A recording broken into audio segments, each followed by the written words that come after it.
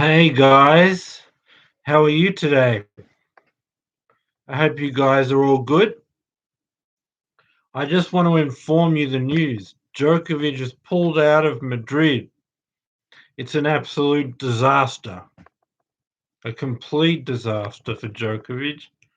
And I think it's not good for the ATP tour as a whole. The Novak is gone from Madrid, and I want to say why he's doing it, and I want to say why I believe it's a mistake for him. It's not good for him personally. It's bad for Djokovic's career as a whole. And so let's get into why this has happened, right? So Novak Djokovic, what's happened? So what he's done, he's took off 2 months after the Australian Open, come back in Monte Carlo. The plan was to play Monte Carlo, Barcelona, then have a week off and play Madrid and Rome, and then he's got 2 weeks off for the French Open. He's got his match fitness. He's on clay. He's got his 2 weeks off before the French Open. He's played in all the Masters and had all these big matches. He's really ready to go. Fresh match fitness and all of that.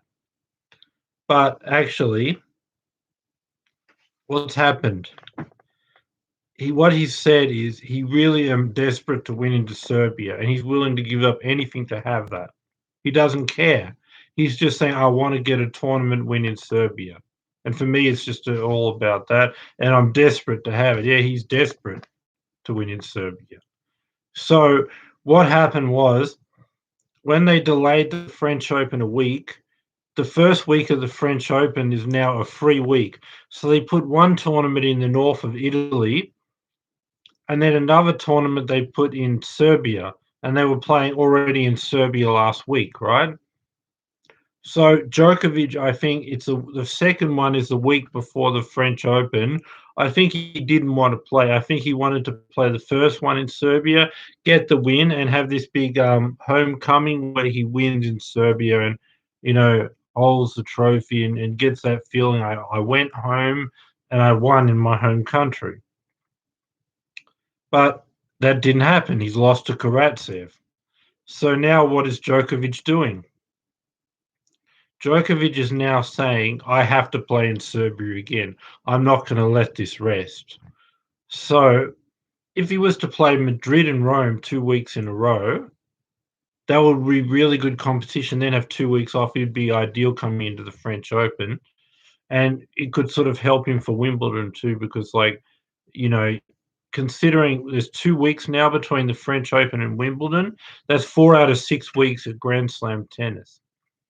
So before that, you really want the 2 weeks off, but then before that, he's got the match fitness. It's all ideal.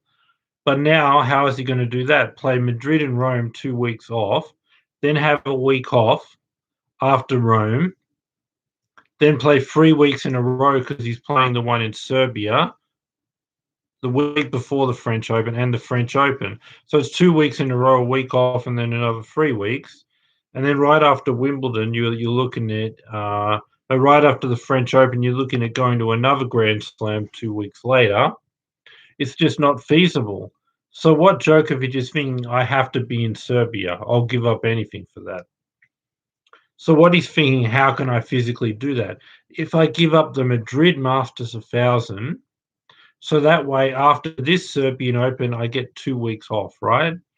Then I play in Rome for a week. And then I have another week off after Rome. So then, leading up to this Serbian Open, I've had 3 of the last 4 weeks off. This week off, next week of Madrid, 2 weeks off, then 1 week at Rome, then another week off. So now, because I've got 3 of the last 4 weeks off, leading into the Serbian Open, that will now allow me to play the second Serbian Open and the French Open back to back. So he's banking he can play those 3 weeks in Serbia and the French Open and physically be okay to do it by giving up Madrid, because that would give him 2 weeks off, 1 week at Madrid, then 1 week off, and now he feels fresh and ready to play the 3 weeks, and then he gets the glory of playing at home in Serbia, plus still being able to physically do the French Open. That's what he's thinking. So basically, he's exchanging a Masters 1,000 in Madrid where he gets to play against the best in the world. Everyone else is there except for Federer and Wawrinka. But he's saying, I'm going to play basically this it's the 250. Not many people want to play the week before the French Open. And Djokovic is just saying to himself, like, firstly, I'm going to give up Madrid, which is going to be great preparation for the French Open. I'm going to give up having 2 weeks of Madrid and Rome and then 2 weeks to be fresh, right? Then I'm going to put myself in a position of now giving up a Masters 1,000 to play a 250. With no good players, it's not going to provide you good match fitness because you'll just be beating everyone up. And then you're putting yourself in a position you don't come in fresh to the French Open, really, because you played the week before. So now you physically have to go 3 weeks in a row. So you lose Madrid. You put yourself in a tougher position to win the French Open physically, playing 3 weeks in a row, rather than getting that great match fitness of the Masters 1,000 in Madrid and Rome, getting fresh for the 2 weeks rest and then getting at it. You lose the great match fitness of the Madrid and Rome. You only get Rome, and then now you don't come into a French Open fresh. You're playing 3 weeks in a row. So at the end of the French Open, it's the end of 3 long weeks. You're exhausted, and you're trying to beat Nadal and Clay, maybe Thiem. You've lost Madrid, and you've jeopardized your French Open. And another thing that he's doing by making this decision, he's jeopardizing Wimbledon too, because considering you're already playing 4 out of 6 weeks to go 2 weeks at Roland Garros, the French Open, and then 2 weeks at Wimbledon. So you've got to physically play 4 out of 6 weeks at Grand Slam tennis. The 2 weeks in the middle, yes, you'll be resting, but you also need some time to get used to the grass. So that's a very hectic situation. So you think before 4 of 6 weeks of Grand Slam tennis and the 2 weeks in the middle, you're trying to get ready to change surface. What would you want to do if you were Djokovic? Well, playing the week before the French Open, now it's not 4 out of 6 weeks. Now it's even physically harder than that. So now it's 5 out of 7 weeks. So right at the end of those 5 of 7 weeks of playing, and 4 of those weeks Grand Slam tennis, right at the end of that, when you're going to be the most exhausted, you're playing semi-finals and final at Wimbledon. So you've had 5 of 7 weeks, and the 2 weeks that you didn't play, you're trying to spend time to practice on grass. By the end of Wimbledon, you're exhausted. So why will you jeopardize Wimbledon? Like, if you look at it, if Djokovic is to win another Grand Slam, where's his best chance? Well, he hasn't really done that well at the US Open. He's won it a few times.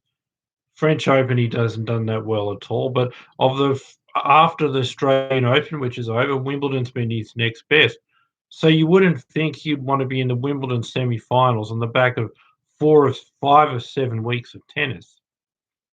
You'd think he'd want 2 weeks off before the French Open so he can do the French Open and Wimbledon, the 2 weeks in the middle he can practice. So he's going to be really tired and physically run down by the end of Wimbledon and the semi-finals and final when you play the toughest matches. By the second week of the French Open, it's going to be 3 weeks in a row. He's going to be exhausted. And then he's losing a Masters 1,000 at Madrid. And then he's losing that great chance to really be physically in good shape by getting 2 Masters in a row, Madrid and Rome, and saying, now I'm really physically fit, but I'm a bit tired, and then getting 2 weeks off. So now he's fresh, ready to go, but also physically fit because before the rest, he played 2 tough tournaments in a row. And also he's fresh to not only play the French Open, but to play with Wimbledon back to back. But he's jeopardizing Wimbledon, he's jeopardizing the French Open, he's jeopardizing a good preparation with Madrid and Rome, and he's doing all that to try to win 250 with not many good players there. And he's saying, I'm willing to exchange just to play in a 250. I'll give up Madrid, a Masters 1,000, because that's the only physically way I can play the one in Serbia and the French Open. He's not willing to give up a Grand Slam, not willing to give up playing in Serbia. Djokovic. So the only way he can do that is give up Rome. But there's so much he's given up. Madrid, the great preparation of Madrid and Rome and the 2 weeks off, the effects of 3 weeks in a row at the French Open, and then physically being at the end of 5 of 7 weeks of tennis, with the 2 weeks off, you're trying to practice on grass and get used to that, and then being exhausted by the end of Wimbledon. That's too much for the ideal French Open preparation, exhausted at the French Open, exhausted at Wimbledon, all for a 250. Just to say what? I beat a bunch of low ranked players and won. I won at home. I got a 250. I mean, the guy's playing for history, like who's going to get the most Grand Slams and Masters 1,000. And he's jeopardizing a Masters 1,000, great preparation for the French Open, and being physically exhausted at French Open and Wimbledon. I see this as a very bad mistake. He needs to just accept he didn't win in Serbia and focus on his bigger goals. The French Open, Wimbledon, getting the preparation, but he doesn't care about that. He's just like, I have to win Serbia and I'll give up anything to get that. And that emotional state he's in, I think it's a response to.